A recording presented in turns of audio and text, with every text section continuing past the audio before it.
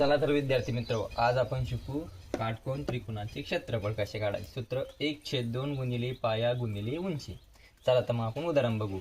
एका त्रिकोणाचा पाया 6 सेंटीमीटर व उंची 5 सेंटीमीटर आहे, तर त्रिकोणाचे क्षेत्रफळ किती. चला तर मग आपण उदाहरण लिहून घेतलं आणि खाली आकृती बी काढून घेतली. पाया किती आहे? 6 सेंटीमीटर. उंची किती? 5 सेंटीमीटर. आपल्याकडे सूत्र आहे 1/2 गुणिले पाया किती? 6. मग 6 लिहून घ्यायचे, गुणिले उंची किती? 5. आता भाग द्यायचा. बे एक बे, बे त्रिक 6. इथं किती उरले? 5 त्रिक 15, 15 एक 15, बरोबर 15 सेमी वर्ग. हे आलं तुमचं उत्तर. अशा प्रकारे तुम्ही काटकोन त्रिकोणाचे क्षेत्रफळ काढू शकता. धन्यवाद.